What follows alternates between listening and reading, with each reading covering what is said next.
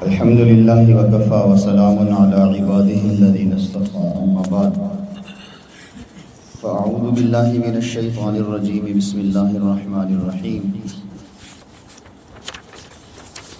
إن يدعون من دونه إلا إناثا وإن يدعون إلا شيطانا مريدا لعنه الله وقال لأتخذن من عبادك نصيبا مفروضا وَلَأُضِلَّنَّهُمْ وَلَأُمَنِّيَنَّهُمْ وَلَآمُرَنَّهُمْ فَلَيُبَتِّكُنَّ آذَانَ الْأَنْعَامِ وَلَآمُرَنَّهُمْ فَلَيُغَيِّرُنَّ خَلْقَ اللَّهِ وَمَنْ يَتَّخِذِ الشَّيْطَانَ وَلِيًّا مِنْ دُونِ اللَّهِ فَقَدْ خَسِرَ خُسْرَانًا مُبِينًا يَعِدُهُمْ وَيُمَنِّيهِمْ وَمَا يَعِدُهُمُ الشَّيْطَانُ إِلَّا غُرُورًا اولئک مأواہم جہنم ولا یجدون عنہا محیصا۔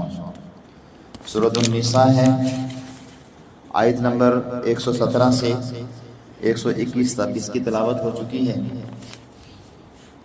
اور کچھ تفسیر بھی بیان ہو چکی ہے۔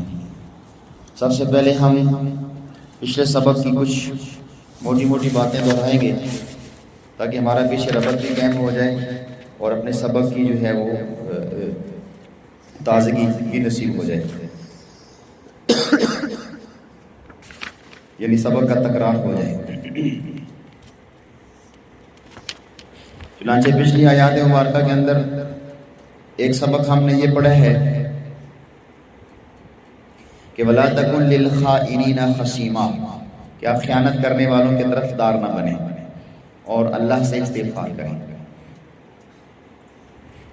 اس کی تفسیر کے اندر بہت ساری باتیں آئی تھیں، تو ایک ہمیں یہ سبق ملا کہ جو بندہ خائن ہو، خیانت کر رہا ہو کسی کے معاملے میں، اس کا مددگار یا اس کا معاون نہیں بننا چاہیے، وہ سخت گناہ ہے۔ پھر آگے وَمَنْ يَكْسِبْ إِثْمًا فَإِنَّمَا يَكْسِبُهُ عَلَى نَفْسِهِ وَكَانَ اللَّهُ عَلِيمًا حَكِيمًا، جو شخص کوئی گناہ کر لے تو اپنی ذات ہی کے لیے گناہ کرتا ہے، اپنے کیے کی سزا بھگتے گا اور اللہ علم والا ہے، جسے سب کچھ پتہ ہے اور حکمت والا ہے، حکمت کے مطابق سزا دے گا۔ تو جب بھی انسان کو گناہ کرتا ہے، اس گناہ کا وبال انسان کے اپنے اوپر ہی ہے، اس لیے سب سے بڑا ظالم، سب سے بڑا گناہگار ہی ہوتا ہے۔ جتنے وہ گناہ کرتا جائے گا اپنے آپ کو جہنم کی سزاؤں کا مستحق خود کو بناتا جائے گا۔ تیسری بات وَمَنْ يَكْسِبْ خَطِيئَةً أَوْ إِثْمًا ثُمَّ يَرْمِ بِهِ بَرِيئًا فَقَدِ احْتَمَلَ بُهْتَانًا وَإِثْمًا مُبِينًا، کہ جس شخص نے کوئی جھوٹا بلکہ کوئی چھوٹا یا بڑا گناہ کیا پھر اس کو کسی دوسرے پر پھینک مارا تو اس سے بری ہے، تو اس نے بہت بڑا بہتان اور صریح گناہ اپنے اوپر لاد لیا۔ تو ہمارے لیے سبق یہ تھا کہ کوئی بندہ جھوٹا کسی پہ الزام لگاتا ہے، تہمت لگاتا ہے، تو اس کا دنیا کے اندر بھی خمیازہ بھگتنا پڑتا ہے کہ اس کو سزا ملتی، شہید سزا، اس کو کوڑے مارے جائیں گے، اور آخرت میں بھی اس کو سزا ملے گی کہ آخرت میں اگر دنیا میں بچ بھی گیا کسی وجہ سے، اس کا پول نہیں بھی کھلا تو لیکن جھوٹا الزام کی وجہ سے اللہ تعالیٰ اس کو جہنم میں ڈالے گا۔ اس لیے اپنی زبان کو بالکل کنٹرول میں رکھیں، اپنی زبان سے کسی بھی مسلمان کو کوئی بھی ایسی بات مت کہیں کہ جس کی وجہ سے اس کو سرخی کا یا بے عزتی کا سامنا کرنا پڑے۔ یا میں نے آپ سے عرض کیا تھا کہ کم از کم تمہاری اپنی ہی نظر سے یا دوسروں کی نظر سے اس کا مرتبہ اور مقام، عزت ایک مومن کا دوسرے مومن سے گر جائے، یہ بہت بری بات ہے۔ پھر آگے فرمایا کہ لا خیر فی کثیر من نجواہم، جو لوگ آپس میں مشورے کرتے ہیں ان کے بہت سے مشوروں کی خیر نہیں ہے، یعنی برائی کے مشورے اور شر کے مشورے، ایسے مشوروں میں خیر نہیں ہے۔ ہاں جو صلح کے مشورے ہوں، ایک دوسرے کے درمیان صلح کروانے کے بارے میں مشورے ہوں، خیر کے مشورے ہوں، خیر کے کاموں میں مشورے ہوں، خیر کے کاموں کے مشورے کے اوپر اللہ اجر عطا فرماتے ہیں، اور خیر کے مشورے کے متعلق قرآن و حدیث میں یہ بات ثابت ہے کہ اللہ تعالیٰ اس میں خیر نازل فرما دیتے ہیں۔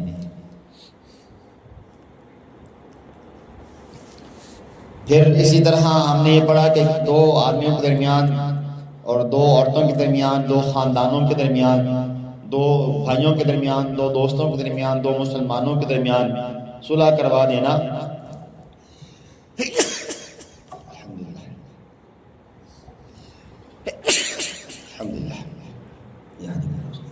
صلح کروا دینا یہ بہت بڑا اجر کا کام ہے۔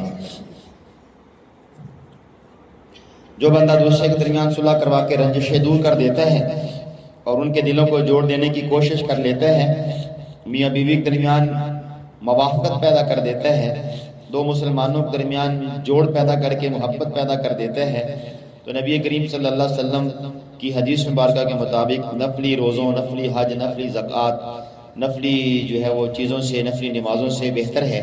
بلکہ حضور نے فرمایا کہ میں تمہیں ان چیزوں سے افضل چیز نہ بتاؤں؟ صحابہ نے عرض کیا بتائیے؟ فرمایا چیز آپس میں صلح کرا دینا ہے۔ پھر فرمایا کہ آپس کا بگاڑ مونڈ دینے والا ہے، یعنی آپس میں ایک دوسرے سے لڑائی جھگڑا کرنا، قطع رحمی کرنا، آپس میں ایک دوسرے کے ساتھ تعلقات کو خراب کرنا، یہ انسان کی تمام نیکیوں کو کیا کر دیتا ہے؟ برباد کر دیتا ہے، اور اللہ کی نظر سے ایسے انسان کو گرا دیتا ہے، اور اصل تو انسان اللہ کی نظر میں معزز ہو جائے۔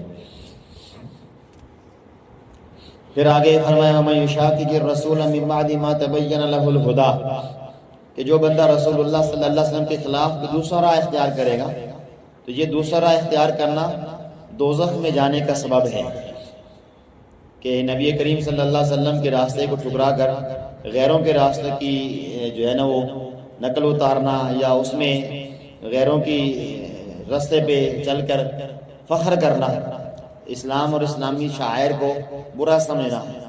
جیسے آج کل بہت سے نوجوان جو ہے وہ داڑھی رکھنے کو، ٹوپی رکھنے کو برا سمجھتے ہیں، سری اور مصنوع لباس پہننے کو برا سمجھتے ہیں، یا برا نہیں سمجھتے تو کم از کم اس کو اچھا بھی نہیں سمجھتے کہ یہ اچھا ہے، اچھا سمجھیں گے تو پہنیں گے نا، جبکہ غیروں کے لباس کو بڑے شوق و ذوق سے پہنتے ہیں۔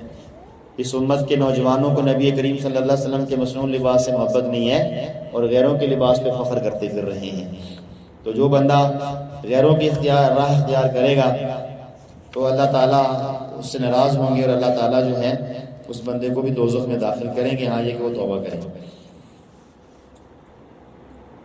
اور اس کے ساتھ ساتھ گمراہوں کی ایک جاہلانہ بات کی تردید تھی کہ نولیہ ما تولی، جو شخص گمراہی کے راستے پر چلتے ہیں ہم اسے اس راہ پر چلنے دیتے ہیں، کیونکہ یہ دنیا دارالامتحان ہے، کہ اس دنیا کے اندر اللہ تعالیٰ دیکھتے ہیں کہ کون اپنی مرضی سے سیدھی راہ اختیار کرتے ہیں اور کون ایسا ہے جو ہمارے راستے سے منہ پھیرتے ہیں۔ تو اللہ تعالیٰ کو پھر کوئی پرواہ نہیں ہوتی، کیونکہ بندہ طلب اور شوق لے کر نہ آئے، خود ہی ٹیڑھی راہ پہ ٹیڑھی راہ اختیار کر لے تو اللہ تعالیٰ کو بھی اس کی کوئی پرواہ نہیں ہے، وہ جس مرضی جا کے صحرا میں، جنگل میں، کسی مرضی وادی میں جا کے کیا ہو جائے، ہلاک ہو جائے۔ پھر ہم نے یہ پڑھا تھا کہ ان اللہ لا یغفر ان یشرک بہ، کہ اللہ تعالیٰ سارے گناہوں کو معاف فرما دیں گے مگر شرک اللہ معاف نہیں فرمائیں گے، کیونکہ یہ غیرت کا مسئلہ ہے۔ غیرت میں انسان اپنی بیوی کے ساتھ کسی دوسرے کو دیکھنا برداشت نہیں کرتا، تو اللہ تعالیٰ بھی اپنے بندوں کو یہ چیز ناپسند کرتے ہیں اپنے بندوں کے متعلق، کہ اس بندے کے دل میں غیر کی محبت ہو، اور غیر کی محبت میں سب سے بڑا درجہ یہ ہے کہ انسان شرک کرنے لگے، اللہ کی ذات و صفات میں شریک کرے۔ تو یہ غیرت کا مسئلہ ہے، اس لیے اللہ تعالیٰ اس کو معاف نہیں فرماتے۔ اور حدیث میں آیا نبی کریم صلی اللہ علیہ وسلم فرماتے ہیں کہ میں تم سے زیادہ غیور ہوں اور مجھ سے بھی زیادہ غیور اللہ ہے۔ اللہ تعالیٰ کو غیرت بہت زیادہ آتی ہے، اس لیے آج کل کے نوجوان جو یہ فتنے میں پھنسے ہوئے ہیں، جس کو گرل فرینڈ بولتے ہیں اور بوائے فرینڈ بولتے ہیں، اور یہ فتنہ عام ہو رہا ہے، سوشل میڈیا کے ذریعے اس فتنے کو بڑا عام کیا جا رہا ہے۔ ہمارے حضرت فرماتے ہیں کہ جب تک بندہ کسی کی اس ناجائز محبت میں مبتلا رہے گا اس وقت تک وہ اللہ کے نزدیک مشرک لکھا جاتا رہے گا۔ تو یہ شرک کی ایک بہت بڑی قسم ہے کہ انسان کسی غیر کی محبت اپنے دل میں ڈال لے، یا اپنے دل میں غیر کی محبت کو پال لے۔ اگر محبت ہے، اس کے محبت کی جو ہے وہ یعنی اپنی محبت کو پانے کے لیے یا اپنی محبت کو کامل کرنے کے لیے سب سے آسان راستہ جو حلال راستہ وہ نکاح کا ہے۔ تو شریعت نے ہمیں نکاح کا طریقہ عطا کیا ہے، نظام نکاح عطا فرمایا ہے۔ ہمیں شریعت نے ایک بوائے فرینڈ اور گرل فرینڈ کا راستہ نہیں دیا، یہ غیروں کا راستہ ہے، یہ ان لوگوں کا راستہ ہے جن کے ماں باپ بھی نہیں ہوتے اور بہن بھائی بھی نہیں ہوتے، وہ خود بھی بیچارے لاوارث ہوتے ہیں اور پھر آگے حرکتیں بھی لاوارثوں والی کرتے ہیں۔ تو یہ بھی ایک قسم کا شرک ہے، سمجھا نہیں؟ تو صرف شرک یہ نہیں ہے کہ انسان بتوں کی پوجا کرے، یہ بھی شرک ہے کہ انسان کسی کی محبت دل میں پال لے۔ اور آج کے سبق میں فرمائی یدعون من دونہ الا اناثا، یہ لوگ اللہ کے سوا صرف عورتوں کو پکارتے ہیں، یہ لوگ اللہ کے سوا عورتوں کو پکارتے ہیں۔ یدعون الا شیطانا مریدا، اور نہیں پکارتے مگر شیطان کو جو سرکش ہے۔ لعنہ اللہ، جس پر اللہ نے لعنت کی ہے. وقال لأتخذن من عبادك نصيبا مفروضا، جس پر اللہ نے لعنت کی ہے، اور شیطان نے کہا میں تیرے بندوں میں سے ایک مقررہ حصہ لے لوں گا. وَلَأُذِلَّنَّهُمْ وَلَأُمَنِّيَنَّهُمْ وَلَآمُرَنَّهُمْ وَلَيُبَتِّكُنَّ آذَانَ الْأَنْعَامِ، اور میں ان کو گمراہ کروں گا اور امیدیں دلاؤں گا، اور ان کو تعلیم دوں گا سو وہ جانوروں کے کانوں کو کاٹیں گے، اور میں ان کو تعلیم دوں گا کہ وہ اللہ کی بنائی ہوئی صورتوں کو بدلا کریں. وَلَآمُرَنَّهُمْ فَلَيُغَيِّرُنَّ خَلْقَ اللَّهِ، میں ان کو یہ تعلیم دوں گا کہ وہ اللہ کی بنائی ہوئی صورتوں کو بدلا کریں. وَمَنْ يَتَّخِذِ الشَّيْطَانَ وَلِيًّا مِنْ دُونِ اللَّهِ فَقَدْ خَسِرَ خُسْرَانًا مُبِينًا، اور جو شخص اللہ کو چھوڑ کر شیطان کو دوست بنا لے سو وہ صریح نقصان میں پڑ گیا. یعیدہم ویمنیہم، شیطان ان سے وعدہ کرتا ہے اور ان کو آرزویں دلاتا ہے. وما یعیدہم الشیطان الا غرورا، اور شیطان ان سے صرف فریب والے وعدے کرتا ہے. اولئک مأواہم جہنم، ایسے لوگوں کا ٹھکانہ جہنم ہے. ولا یجدون عنہا محیصا، اور اس سے کہیں بچنے کی جگہ نہ پائیں گے. ان آیات کے اندر مشرکین جو مورتیوں کی پوجا کیا کرتے تھے اور شیطان کی فرما برداری کیا کرتے تھے، ایک تو اس کی صورت کا ذکر کیا جا رہا ہے. اوپر جو ہم نے پہلے ذکر پڑھا یا ابھی ہم نے تقریر میں کچھ یعنی سبق کے ربط میں کچھ باتیں ہم نے پڑھی، اس میں ابھی ہم نے یہ پڑھا تھا کہ ایک شرک یہ ہے کہ انسان بتوں کی پوجا کرے. تو ان آیات میں بعض صورتوں کا تذکرہ فرمایا جا رہا ہے شرک کا. شرک اور کفر، اللہ تعالیٰ کی ناراضگی کا ہر کام، یہ سب شیطان کے سمجھانے اور اس کے راہ بتانے سے وجود میں آتا ہے. چاہے وہ شرک ہو، وہ کفر ہو، کوئی بھی برا کام ہے، یہ شیطانی راستہ ہے. شیطان کے بتانے اور سمجھانے سے، شیطان کے وسوسہ ڈالنے سے یہ وجود میں آتے ہیں. شیطان نے اللہ تعالیٰ سے عرض کیا تھا کہ آدم علیہ السلام کو سجدہ نہ کرنے کی وجہ سے مجھے جو گمراہ قرار دیا گیا ہے، تو میں بنی آدم سے اس کا بدلہ لوں گا. بنی آدم کا ایک بہت بڑا حصہ اپنی طرف لگا لوں گا، تھوڑے سے لوگ بچیں گے، اکثر لوگوں کو اپنی اطاعت پر ڈالوں گا. جب حضرت آدم علیہ السلام دنیا میں آئے اور ان کی ذریت پھیلنا شروع ہوئی، اولاد پھیلنا شروع ہوئی، اور شیطان مردود بھی دنیا میں آ گیا جو اپنی سرکشی کی وجہ سے راندہ درگاہ ہو چکا تھا، تو اس نے انسانوں کو اللہ تعالیٰ کے نافرمانی پہ ڈالنا شروع کر دیا اور اللہ تعالیٰ کی عبادت اور توحید چھڑا کر کفر اور شرک پر لگا دیا. بتوں کی پوجا کرنے کی تعلیم دی اور بتوں کے نام بتائے اور ان کے زنانے نام رکھوائے، عورتوں والے نام رکھوائے.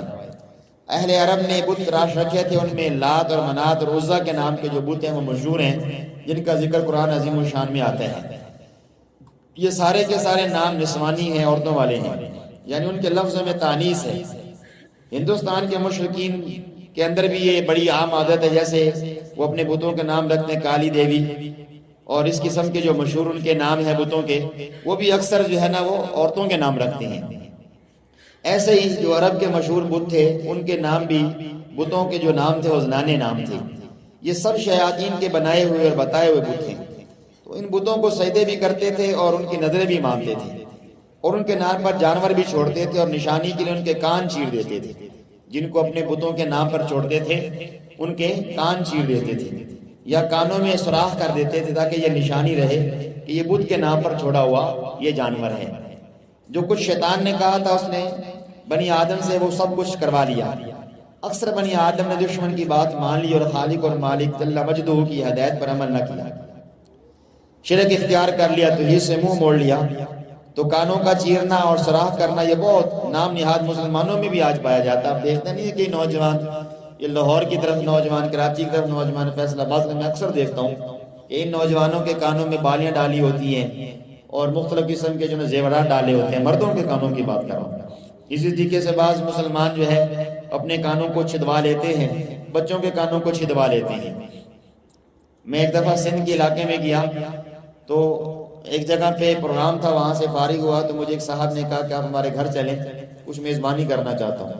مقامی ساتھوں سے میں نے مشورہ کیا کیونکہ میرا وہ ناواقف آدمی تھا، تو مقامی ساتھ نے کہا کہ قابل اعتماد بندہ ہے، آپ چلے جائیں.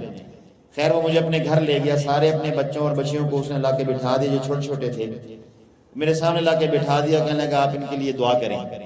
تو میں نے ان کو بچوں کو دیکھا تو جو بچیاں تھیں ان کے ہماری طرف تو پنجاب کے اندر یہ ہے کہ ناک کو چھدواتے ہیں یا پھر کان کو، یعنی وہ سوراخ جو ہے اس میں زیور ڈالتے ہیں وہ کان میں ہوتے ہیں یا پھر ناک میں. تو ان کو میں نے دیکھا کہ وہ ایک ایک بچی کے 7 بالیاں ڈالی, پورا کان ہی جو ہے نا وہ انہوں نے چرا ہوا ہے. اور اس طریقے سے ناک کے اندر صرف ایک ہی نہیں ہے, 2 3 جو ہے نا اوپر تک انہوں نے سوراخ کر کے وہ زیور ڈالا ہوا ہے. اسی طریقے سے انگلیوں میں, ہاتھوں میں اور کلائیوں میں. چلو یہ تو بات سمجھ میں آتی ہے کہ مندریاں جو ہے نا انگوٹھیاں وہ عورتیں ہاتھوں میں انگلیوں میں پہنتی ہیں, کلائیوں میں چوڑیاں پہنتی ہیں. لیکن میں نے دیکھا کہ ان کے جو ہے نا وہ پاؤں کے جو انگوٹھے ہیں اور پاؤں کی جو انگلیاں ان کے اندر بھی انہوں نے کیا کر رکھا ہے, زیور ڈال رکھا ہے. تو میں حیران ہوا, میں نے ان سے پوچھا کہ اتنا زیور آپ بچیوں کو ڈالتے ہیں؟ تو انہوں نے کہا کہ ہمارا یہ رواج ہے کہ ہم بچی کو کچھ دے نہ دیں لیکن زیور اس کو لازمی دیتے ہیں. جب بچی کی شادی ہوتی ہے تو 10 تولے 15 تولے 20 تولے ہمارے بچی کو زیور دیتے ہیں. ان کا رواج تھا بہرحال. تو وہ مسلمان ہیں لیکن بچوں کے زیور تو بنتا ہے, سمجھ میں آتی ہے, اور زیور ان کی زینت ہے. لیکن دکھلاوے کے لیے عورتوں کا زیور پہننا یہ گناہ ہے. اور اس کے علاوہ جو بات سمجھ میں نہ آنے والی وہ یہ ہے کہ مرد بھی زیور پہنے. جیسے آپ نے کئی نوجوانوں کو دیکھا وہ رنگ پہن کے رکھتے ہیں اور لوپٹ ڈال لیتے ہیں, جس کو کیا بولتے ہیں والا وہ چین, وہ گلے میں ڈال لیتے ہیں. سونے کا چین ڈالنا مردوں کے لیے ویسے ہی حرام ہے, سونے کی انگوٹھی ڈالنا ویسے ہی حرام ہے. چاندی کی انگوٹھی کی ضرورت کے وقت اجازت ہے, ضرورت کے وقت میں اجازت ہے, وہ بے شک پہنے, لیکن اس کی خاص مقدار ہے کہ 4.5 ماشے تک پہنے, اس سے زیادہ نہیں پہنے. اور اسی طریقے سے بعض مردوں کو دیکھا کچھ کانوں کے اندر بالیاں ڈالی ہوتی ہیں, اور اسی طرح سے انہوں نے جو ہے وہ پیچھے عورتوں کا بال رکھ کے ان عورتوں کو, جس طرح عورتیں بال کو باندھ لیتی ہیں کسی رنگ سے, تو وہ بھی ان بالوں کو باندھ لیتے ہیں. تو یہ مشابہت کی وجہ سے بھی گناہ ہے. تو یہ عقیدہ وہ مشرکین عرب کا تھا.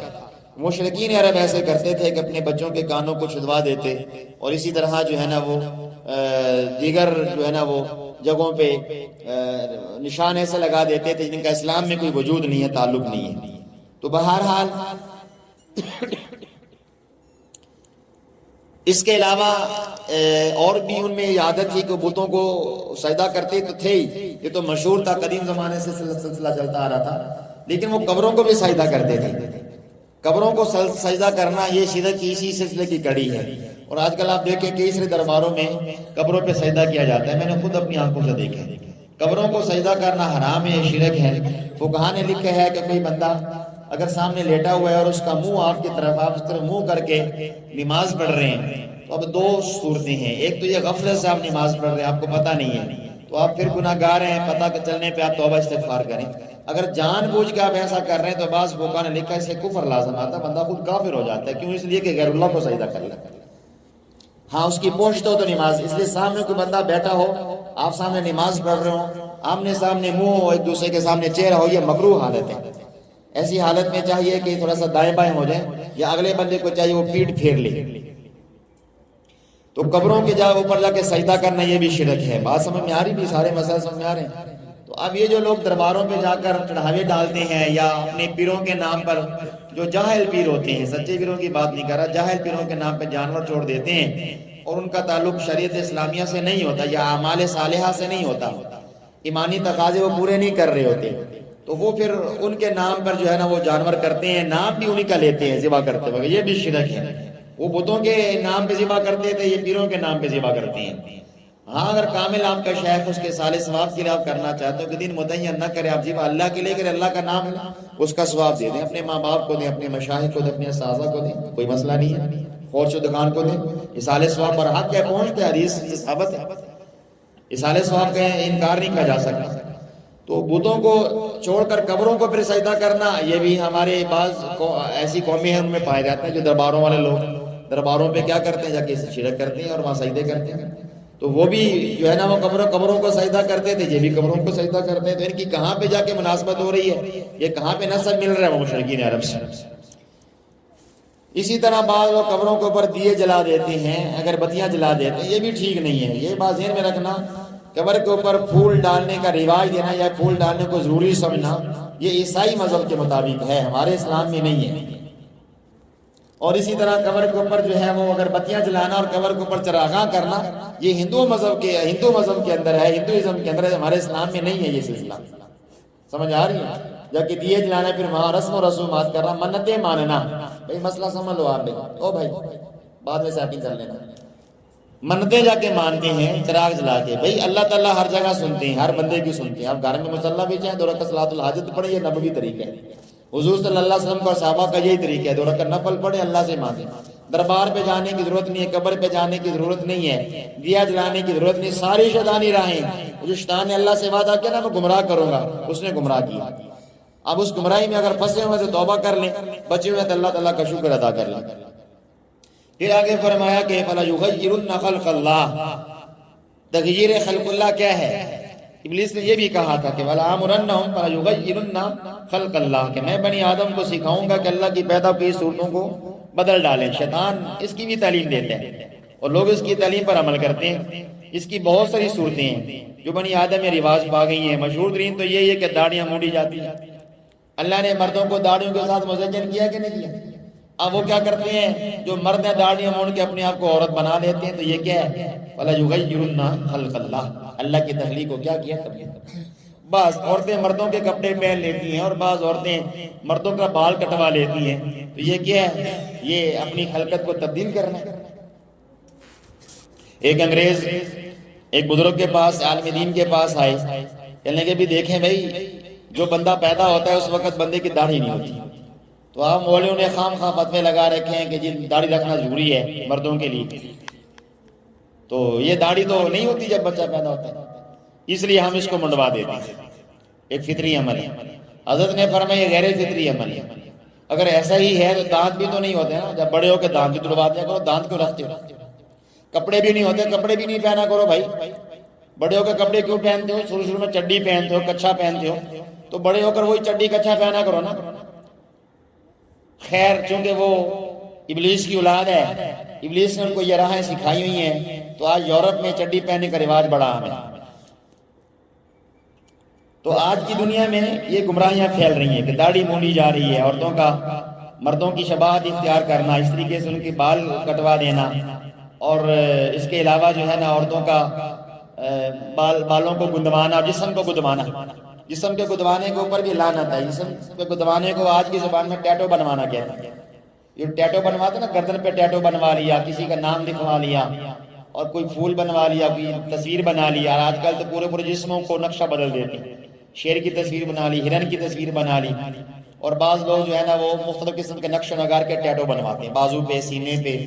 اور یہ جو غیر ہیں، جو کافر قسم کے لوگ ہیں، ہندو قسم کے لوگ ہیں، یہ جو قومیں ہیں، خاص طور پہ یورپی جو قومیں ہیں جن کا تعلق اسلام سے نہیں ہے، وہ تو ننگے گھومتے پھرتے ہیں اور پورے جسم کے ٹیٹو بنواتے ہیں۔ تو یہ جو شیطان نے کہا تھا نا کہ میں فَلَيُغَيِّرُنَّ خَلْقَ اللَّهِ، تو اس نے یہ خوب جو ہے نا ڈنڈا چڑھایا ہوا ہے، خوب اس نے اپنا کام کیا ہوا ہے۔ تو ہمیں یہ فکر کرنی ہے، غور کرنا ہے کہ قرآن ہمیں کیا کہہ رہا ہے، کیا مسلمان ہیں، کیا قرآن شریف کو صرف پڑھتے ہیں یا قرآنی تعلیمات پہ عمل کرتے ہیں؟ سمجھ آ رہی کہ نہیں آ رہی؟ تو مختلف جسموں کے اوپر تصویریں بنانا اور جو ہے وہ ٹیٹو بنوانا، یہ شریعت میں حرام، اس کی اجازت نہیں ہے۔ تو گدنے کا کام اس لیے حدیث میں آیا کہ لعن اللہ الواشمات والمستوشمات والمتنمسات للحسن المغیرات خلق اللہ، یعنی اللہ تعالیٰ کی لعنت ہو، اللہ تعالیٰ کی کیا ہو؟ لعنت ہو گدنے والیوں پر اور گدوانے والیوں پر، یعنی یہ جو ٹیٹو بنانے کا کاروبار کرتے ہیں ان پہ بھی لعنت ہے، اور ان عورتوں پر جو ابرو یعنی بھووں کے بال چننے والی ہیں تاکہ بھویں باریک ہو جائیں۔ اللہ نے بھویں جیسی بنائی ویسی رہنے دیں، بھووں کو بنوانا، بھووں کو باریک کرنا یہ ناجائز اور حرام ہے، اللہ کی لعنت آتی ہے ایسی عورتوں کو۔ تو فرمایا خدا کی لعنت ان عورتوں پر جو حسن کے لیے دانتوں کے درمیان کشادگی کروائیں، دانتوں میں کیا کروانا، ٹریڈنگ بولتے ہیں غالباً اس کو، کہ وہ جو ہے نا دانتوں کو کشادہ کروا لیتی تاکہ خوبصورت لگے۔ ہاں، ایک عورت بڑی ہے، ایسی عورت ہے کہ اس کے دانت بہت بڑے ہیں جس کی وجہ سے اس کو تکلیف ہوتی ہے، یا اس کی وجہ سے اس کی شکل بدی ہو جاتی ہے کہ اس کی شادی بیاہ کا مسئلہ ہو جاتا ہے، وہ شادی نہیں ہو پاتی اس کی، تو یہ ایک الگ مجبوری ہے، وہاں علماء اجازت دے دیں گے، کتنی اجازت ہے وہ اپنے علماء سے رابطہ کرے۔ لیکن عام طور پہ دانتوں کو جو ہے نا وہ سوراخ اس میں کروانا، کھلا کروانا، جو اس کے اندر تبدیلی کرنا، یہ سب جو ہے یغیرن خلق اللہ کے اندر شامل ہے۔ تو بہرحال جو اللہ کی خلقت کو بدلنے والے ہیں ان کے بارے میں اللہ تعالیٰ کیا حکم فرما رہے ہیں؟ فَقَدْ خَسِرَ خُسْرَانًا مُبِينًا، یہ سارے شیطانی رستے ہیں، وہ خالق کے نات فرما رہا ہے، یہ خسران مبین میں پڑھنے والے ہیں، بہت بڑی ناکامی، بہت بڑے گھاٹے میں پڑھنے والے ہیں۔ بات سمجھ میں آ رہی کہ نہیں آ رہی؟ حضرت عبداللہ بن مسعود رضی اللہ عنہ نے یہ بات سن کر ان کے پاس ایک عورت آئی، ان سے کہا عرض کیا کہ میں نے سنا ہے کہ آپ اس طرح عورتوں پر لعنت بھیجتے ہیں. فرمایا میں ان لوگوں پر لعنت کیوں نہ بھیجوں جن پر رسول اللہ صلی اللہ علیہ وسلم لعنت بھیجی اور جن پر اللہ کی کتاب میں لعنت آئی ہے. جیسے کہ آج کل بعض لوگ کہتے ہیں نا یہ مولوی صاحب اپنے طرف سے چھوڑے جا رہے ہیں, مولویوں کی اپنی بنائی باتیں ہیں, لو جی ایسی خوبصورت نہ بنی, ہم خوبصورت ہی نہ بنے. تو یہی بات حضرت عبداللہ ابن مسعود رضی اللہ تعالیٰ عنہ سے اس عورت نے کہی. تو آپ نے فرمایا کہ اس عورت پہ میں لعنت کیوں نہ کہ اس پہ نبی علیہ السلام نے اور اللہ نے خود لعنت فرمائی. تو عورت کہنے لگی کہ میں نے سارا قرآن پڑھ لیا, مجھے تو یہ قرآن میں بات نہیں ملی کہ قرآن نے لعنت کی ہے. تو حضرت عبداللہ ابن عباس رضی اللہ عنہ نے فرمایا کہ اگر تم نے قرآن پڑھا ہوتا تو تجھے یہ بات ضرور مل جاتی. کیا تم نے یہ نہیں پڑھا وما آتاکم الرسول فخذوہ وما نہاکم عنہ فانتہوا, کہ رسول تو تم کو ہدایت دے اسے قبول کر لو اور جس چیز تم کو روکو سے رک جاؤ. تو اللہ کے نبی صلی اللہ علیہ وسلم نے منع فرما دیا کہ یہ کام نہیں کرنا. تو اب اس کو نہ کرنا قرآن کی تعلیم ہے اور کرنا قرآن کی مخالفت ہے, لہٰذا ایسی عورتیں قرآن کی مخالفت کر رہی ہیں. اب یہ سن کر عورت جو ہے نا رونے لگی کہ ہاں یہ تو قرآن میں ہے. حضرت ابن مسعود نے فرمایا کہ میں نے جن کاموں کے کرنے والی عورتوں پر لعنت کی ہے اللہ کے رسول نے ان کاموں سے منع فرمایا, لہذا قرآن کی روح سے بھی ان کاموں کی ممانعت ثابت ہوئی, کیونکہ قرآن نے فرمایا کہ رسول اللہ صلی اللہ علیہ وسلم جن باتوں کو حکم دیں ان پر عمل کرو, جن چیزوں سے روکو ان سے رک جاؤ. اسی طرح کسی انسان کو خصی کرنا یا خود سے خصی ہونا, ہم جب لاہور پڑھتے تھے تو وہاں مرد خصی ہوتے تھے, آپ کو پتہ ہے, آپ کو پتہ ہے کہ نہیں پتہ, اب آپ کو پتہ چل گیا. بعض مرد اپنے آپ کو خصی کروا لیتے ہیں, یہ بھی کیا ہے, یہ تغییر خلق میں شامل ہے. اللہ کی بنائی ہوئی تخلیق میں کیا کرنا, ٹرانسجینڈر جس کو آج کل بولتے ہیں کہ مرد جو ہے نا وہ کیا بن جاتے ہیں, خسرے یا خسرے مرد بن جاتے ہیں. بھی اللہ نے اگر آپ کو وہ بنایا ہے کس بھی صورت میں بنایا, بس آپ اللہ کی رضا پہ راضی رہیں.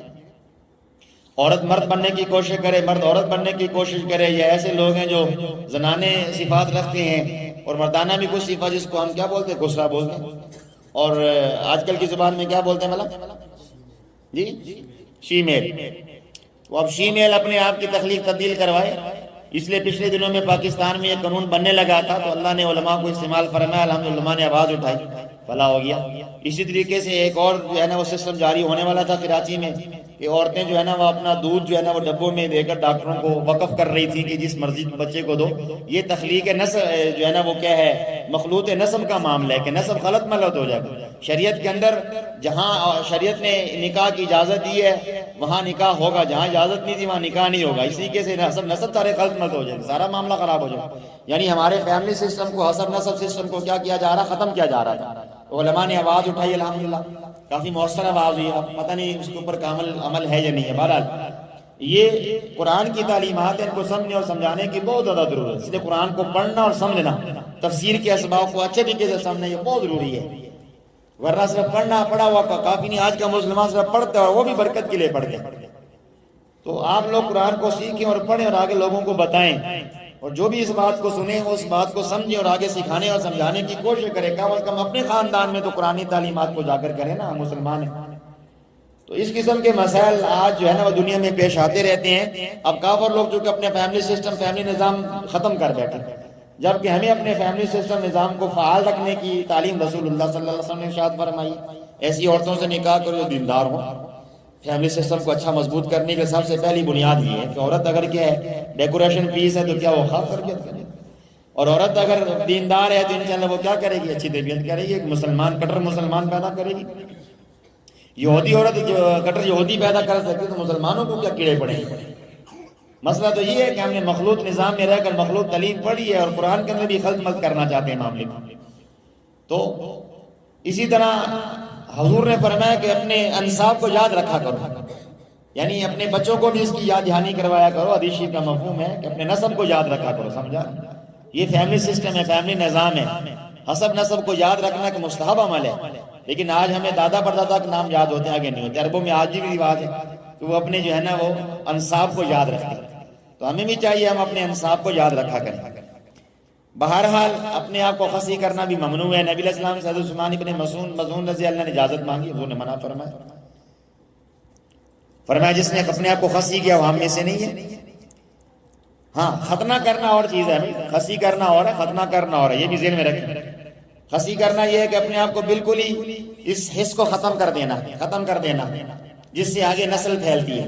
میاں بیوی نکاح کے بعد آپس میں صحبت کرتے ہیں, اللہ نے یہ نظام بنایا, عمل ٹھہر جاتا ہے بچے پر. اس سسٹم کو بالکل ختم کر دینا, یہ خصی ہونا کہلاتا ہے. جانوروں کو خصی کرنا جائز ہے کہ گوشت عمدہ ہو جائے، اور خصی جانور کی قربانی کرنا جائز ہے، لیکن آج تو مرد بھی خصی ہوئے پڑے، اللہ معاف کرے، قربانی کا بکرا خود ہی بن جاتے ہیں، جب دین پہ نہیں چلے گے تو خصی ہو جائے گا نا، قربانی کا بکرا تو بنے گا، ذلت ہو رسوائی تو مقدر بنے گی۔ لیکن ختنہ کروانا مستحب اور مشروع عمل ہے اور شعار اسلام میں سے ہے، لہٰذا ختنہ کروانا ضروری ہے، اس لیے کوئی کافر بھی مسلمان ہو جاتا ہے بڑی عمر میں، جب مسلمان ہوگا ختنہ کروانا کیا ہوگا؟ ضروری ہوگا۔ اسی طرح ناخن کاٹنا اور زیر ناف بال کا کاٹنا اور بغلوں کا بال لینا، یہ بھی کیا ہے؟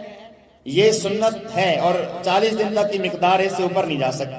اب بعض لوگ کیا کرتے ہیں کہ وہ بغلوں کے بال نہیں لیتے، جیسے سکھ لوگ ہیں، اور اس طریقے سے بالوں جو ہے نا وہ زیر ناف بال نہیں لیتے، اور اپنے جو سر کے بال ہیں بس ان کو چٹیا بنا کے اپنے سر پہ رکھے رکھتے ہیں، کٹواتے نہیں ہیں، حالانکہ حضور نے فرمایا کہ جو بال رکھے اس کی وہ حفاظت بھی کرے، حقوق ہے بالوں کی، بال رکھے تو حفاظت بھی کرے۔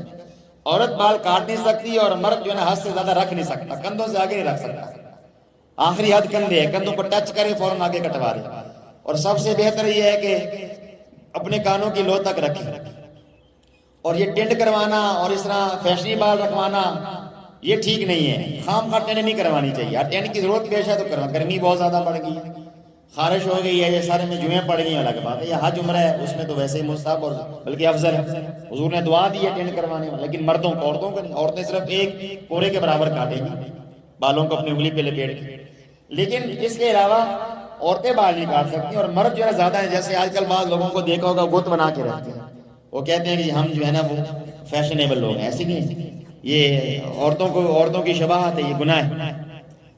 تو ختنہ کرنا بچوں کا یہ ایک اچھا عمل ہے، اور یہ فطرت اسلام میں سے، شعار اسلام میں سے بھی اور فطرت اسلام میں سے بھی ہے۔ تو بہرحال ان بالوں کو نہ کاٹنا، جب زیر بغل بال ہیں ان کو نہ کاٹنا، یہ شیطانی عمل ہے، اسلامی عمل نہیں ہے۔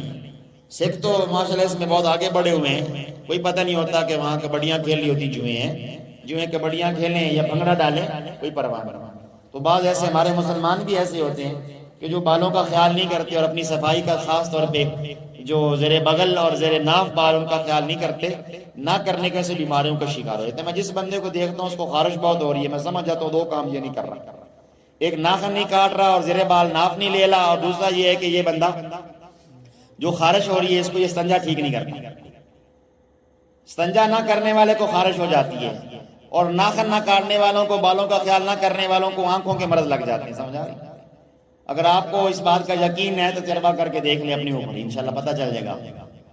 اس لیے آپ لوگ جن کی آنکھیں جلدی جلدی خراب ہو جاتی ہیں ان کی ایک وجہ یہ بھی ہے کہ وہ استنجا ٹھیک نہیں کرتے، اور جو ہے نا اپنے استنجے کو دیکھتے ہیں، اپنے پخانے کو نہیں دیکھنا چاہیے، شرمگاہ کو نہیں دیکھنا چاہیے، اور دوسرا وہ یہ کرتے ہیں کہ ایک تو استنجے کا مقام ٹھیک صاف نہیں، کہ دوسرا یہ کہ زیر بغل اور زیر ناف بال نہیں صاف کرتے، اب ایک ہفتے کے بعد صاف کریں، صفائی کر لیں، اور دوسرا یہ ہے کہ آپ جو ہے نا وہ 15 دن کے بعد صفائی، اور تیسرا 21 دن، اور آخری 40 دن۔ ہاں یہ الگ بات ہے، بیماری آ جاتی ہے کہ یہ نہیں ہے کہ لازمی قاعدہ کلیہ نہیں بتایا، لیکن عموماً ایسا ہوتا ہے۔ آپ تجربہ کر لیں، ریسرچ کر لیں اس کے اوپر، جو بندہ ان دو بیماری میں مبتلا ہوگا 10 بندوں میں 7 بندے ایسے نکلیں گے جو اس اسلامی قانون کے خلاف چلنے کی وجہ سے ان کو یہ مرض لگا ہوگا، یا استنجا ٹھیک نہیں کر رہے ہوں گے، یا پھر جو زیر بغل اور زیر ناف بال جو ہے نہیں لے لیں گے۔ یہ میں نے ایک نقطے کی آپ کو بات بتائی ہے، سمجھ آ رہی؟ اس لیے صفائی اسلام کا کیا ہے؟ نصف دین ہے، نصف دین کہا گیا اس کو، ایمان کا آدھا حصہ کہا گیا۔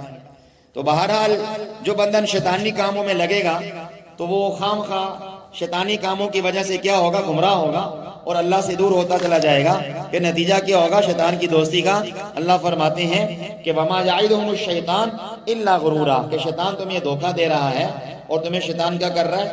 فقط خسر خسرانہ مبینہ، دھوکے میں ڈال رہا ہے۔ نتیجہ کیا نکلے گا؟ یہ شیطان مردود جہاں جہنم میں جائے گا تمہیں بھی ساتھ لے کر جائے گا۔ آخر میں فرمایا یعیدہم ویمنیہم، شیطان لوگوں سے وعدے کیا کرتے ہیں، آرزویں دلاتے ہیں اللہ کی رضامندی کے، جو کام ان کے خلاف ابھارتا ہے، کہتا ہے ایسا کرو گے اس تکلیف میں پڑ جاؤ، ایسی ایسی لذت سے محروم ہو جاؤ گے۔ ٹھیک ہے، الشیطان یعدکم الفقر ویأمرکم بالفحشاء، شیطان تم سے تنگ دستی کے وعدے کرتا ہے، یعنی یہ زہر کرتا ہے کہ نیک کاموں میں خرچ کرو کہ تنگ دست ہو جاؤ گے، زکوٰۃ نکالو کہ تنگ دست ہو جائے گے، عشر ادا کرو کہ تنگ دست ہو جاؤ گے، نماز کے وقت میں دکان بند کرو کہ تنگ دست ہو جاؤ گے، اور اگر تم نے صدقہ نکالے تنگ دست ہو جاؤ گے، اگر تم نے کسی غریب کا تعاون کر دیا، رشتہ داروں کی صلہ رحمی کے معاملے میں کوئی پیسے دے دیے، تنگ دست ہو جاؤ گے۔ تو فرمایا یہ بہت بڑی غلطی ہے، یہ شیطان تمہیں آرزویں دلا رہا ہے، یہ شیطان تمہیں زہر کر رہا ہے کہ تم کیا ہو جاؤ گے تنگ دست۔ حالانکہ خرچ کرنے سے تنگ دستی نہیں بڑھتی، خرچ کرنے سے رزق بڑھتے ہیں، خیریں بڑھتی ہیں، بلائیاں بڑھتی ہیں، برکات بڑھتی ہیں۔ جوانوں کو کہتے ہیں دل کھول کر گناہ کر لو، بڑی زندگی پڑی، مزے کر لو، کل توبہ کر لینا، کل توبہ کر لینا، تمہاری عمر ابھی اچھی خاصی ہے، ابھی تھوڑی تو عمر ہے، مزے لے لو یار، بعد میں کہاں سے مزے ملیں گے۔ تو اس طریقے سے حلال کمائی کو بندہ کما رہا ہوتا ہے، حرام میں لگا دیتا ہے، یار تھوڑے سے حالات آئے ہیں تو کیا کر لوں، قرضے لے لو۔ بینک پہ قرضہ لیا جا رہا ہے، یاد رکھیں حدیث میں منع کیا ہے کہ بینکوں سے قرضہ لینا جائز جو ہے نا، وہ بینکوں سے قرضہ لینا، فرمایا کہ بلا ضرورت قرضہ نہیں لینا چاہیے، حضور نے منع فرمایا بلا ضرورت قرضہ۔ ماشاءاللہ حکومت نے بڑی سکیمیں نکالی ہیں، بازار بڑی سہولتیں ہیں، لیکن یہ قوم قرضوں میں پھنسی جا رہی ہے۔ حضور نے منع فرمایا قرضہ نہیں لینے کا۔ ہاں ضرورت ہو، جو وہ بندہ جس کو حد سے زیادہ ضرورت ہے، بہت زیادہ غریب ہے، محتاج ہے، اپنی زمین نہیں، اپنا مکان نہیں، اپنی سواری نہیں، اپنا کاروبار نہیں، بلا سود جو قرضے ملتے ہیں ان کی اجازت ہے، لیکن سودی قرضوں کی اجازت نہیں ہے۔ شریعت نے کہا قرضے کی وجہ اپنے قدموں پہ کھڑا ہونے کے لیے محنت کرو، مزدوری کرو۔ فرمایا القاسم حبیب اللہ، محنت مزدوری کرنے والا اللہ کا دوست ہے، بینکوں کے سامنے قطار میں کھڑا ہونے والا نہیں، انکم سپورٹ لینے والا نہیں۔ اس قوم کو انکم سپورٹ پہ لگایا جا رہا ہے، بہترین انکم سپورٹ آ رہی ہے، فلاں اسکیم آ رہی ہے، فلاں اسکیم بینکوں کے سامنے۔ پوری قومیں اپنی محنت کر رہی ہیں، پوری اقوام عالم میں پوری قومیں جو ہے نا دنیا کے اندر کیا کر رہی ہیں، مزدوری کر رہی ہیں، محنت کر رہی ہیں، فن سیکھ کے اپنے ہاتھوں سے کمائی کر رہی ہیں۔ اور یہ ہماری قوم کو نہ جانے کیا ہو گیا ہے، صبح صبح بینکوں کے سامنے اور قطاروں میں کھڑے ہو جاتے ہیں اور سود پہ سود اور قرضے پہ قرضہ اور جناب دوسروں کی امداد پہ پلتے جا رہے ہیں، شوق سے پلتے جا رہے ہیں، قطاروں میں لگنا شوق سے۔ بیرون ممالک اور اقوام عالم ان کی عورتیں تک بھی فن سیکھ کے کام کرتی ہیں، اور ہماری مائیں بہنیں بیٹیاں سامنے دفتروں کے سامنے کھڑی ہوتی، کبھی نادرا دفتر کے سامنے کھڑی ہے اور کبھی کسی دفتر کے سامنے ذلیلوں کے ہوتے کر صبح سے لے کر شام تک کمائی کرنے کے بجائے ذلیل ہونے کے لیے کھڑے ہوتے ہیں۔ سوچو اور سمجھو ذرا اس نظام کو کہ کیا ہو رہا ہے ہمارے ساتھ۔ کمانا اور محنت کرنا یہ، اور آج کل ایک اور فتنہ ہے کہ یوٹیوب پہ جو کھیلی جاتی ہے، گیمیں کھیلی جاتی ہیں نیٹ کے اوپر، گھر بیٹھے بیٹھے اتنے ڈالر اتنے پیسے مل رہے ہیں، حرام ہے سب، جوئے کی کمائی تمہیں کیوں پسند ہے؟ حلال کمائی کو شیطان دکھاتا ہے کہ جوئے سے، سود سے، رشوت سے یہ پیسہ آ رہا ہے، بڑی اچھی زندگی گزرے گی۔ جی ہاں، وقتی طور پر اچھی زندگی گزرے گی، اولاد میں نافرمان ہو جائے گی اور آخرت کا عذاب کا مزہ الگ چکھنا پڑے گا۔ سود پہ پلنے والی اولاد کبھی فرما بردار نہیں ہو سکتی، اس سے سکون نہیں آ سکتا، اللہ کی بندہ توبہ کرے۔ اسی طریقے سے جو ہے میں نے ابھی عرض کی ہے کہ بجائے لوگوں کا یا کسی کا محتاج ہونے، آپ اپنے ہاتھوں سے کمائیں، اپنے بچوں کو ترغیب دے کہ وہ فن سیکھیں، ہنر سیکھیں، اپنے ہاتھوں سے کمائی کریں، لوگوں کے سامنے ہاتھ پھیلا کے کھڑے نہ ہو۔ حدیث میں فرمایا اوپر والا ہاتھ نیچے والے ہاتھ سے بہتر ہوتا ہے، دینے والا بہتر ہوتا ہے، افضل ہوتا ہے۔ تو لینے والوں میں شامل نہ ہو، دینے والے میں شامل ہو، سمجھ آ رہی؟ تو شیطان حرام آمدنی کی طرف راستے دکھاتا ہے، کہتا ہے یار دیکھو قرضہ لے لو کہ بڑی شاندار زندگی ہو جائے گی، سود پہ قرضہ لے لو، رشوت لے لو اور حرام کمائی کر لو، خیر ہے کوئی بات نہیں ہے، زندگی یہ دنیا کی زندگی تو مزے سے گزار۔ ہم ایک جگہ کھانا کھا رہے تھے، ساتھی اور بیٹھے تھے، صاحب مجھے کہنے لگے کہ میں آپ کو اپنے گھر کا واقعہ بتاتا ہوں۔ کیا کہنے لگا کہ میں نے وابڈا کی چوری بجلی لگائی ہوئی تھی بڑا عرصہ تک، جب تک میں نے وابڈا کی چوری بجلی لگائی رکھی تب تک میرے گھر سے بیماریاں پریشانیاں ختم نہیں ہوئی، اور جب سے میں نے توبہ کی اس تار کو اتارا اور اب سے الحمدللہ میرے گھر میں امن ہو۔ تو دنیا بھی بندے کی خراب ہوتی ہے، یہ نہیں ہے کہ دنیا خراب، دنیا بھی خراب، یہ سب دھوکہ ہے، فریب ہے۔ شیطان کی باتوں میں نہ آئیں، رحمان کی باتوں کی طرف آ جائیں۔ رحمان کی بات نہیں مانی، شیطان کے پیچھے پڑے رہیں گے، شیطان دھوکہ دے جائے گا۔ آخرت میں کہا میں نے صرف وسع ڈالا تھا، کرو اپنے بھگتو، وہ خود بھی جہنم میں جائے گا، ہمیں بھی جہنم میں پھینکوائے گا۔ اور رحمان جس نے وعدہ کر رکھا ہے میری بات کو مانو کہ میں وفا کروں گا، تمہیں جہنم سے بچاؤں گا، جہنم میں داخل ہونے سے بچا لوں گا۔ تو شیطانی راہوں پہ نہ چلیں، رحمانی راہوں پہ چلیں، جہنمی راہوں پہ نہ چلیں، جنتی راہوں پہ چلیں۔ یعدہم ویمنیہم، شیطان لوگوں سے وعدے کیا کرتا ہے، آرزویں دلاتا ہے۔ یہ کون کہہ رہا ہے؟ کریم پروردگار کہہ رہا ہے۔ دیکھو خالق کائنات حکم دے سکتا ہے، لیکن کتنی پیار سے محبت سے سمجھا رہے، شیطان تمہارا دشمن ہے، تمہیں دھوکے دے رہا ہے، جھوٹی تمنائیں دلا رہے، شیطانی راہیں، تم اس سے بچو۔ ہمیں پھر بھی سمجھ نہیں آتی، اس لیے ہم جو ہے نا وہ کوشش کریں کہ اللہ سے محبت کریں. اللہ سے جب محبت ہو جاتی ہے تو اللہ کے کلام سے محبت ہو جاتی ہے. جب اللہ کے کلام سے محبت ہوتی ہے پھر ایک ایک لفظ ایک ایک بات دل پہ چبھتی ہے اور دل پہ لگتی ہے, دل اس کو قبول کرتا ہے. جیسے پنجابی کہتا ہے کھب جاندی گل, دل میں وہ بات گھس جاتی ہے, پھر انسان عمل پہ مجبور ہو جاتا ہے. اس لیے دین صرف معلومات کا نام نہیں ہے, دین معلومات حاصل ہو جانے کے بعد ان معمولات کو اختیار کرنے کا نام ہے جن کو اختیار کرنے کا اللہ کے نبی نے ہمیں حکم دے دیا ہے. اللہ ہمیں عمل کی توفیق سے نوازے. وآخر دعوانا الحمدللہ رب العالمین. آج کا ہمارا سبق جو ہے آیت نمبر 122 تک ہو گیا ہے. وآخر دعوانا الحمدللہ رب العالمین.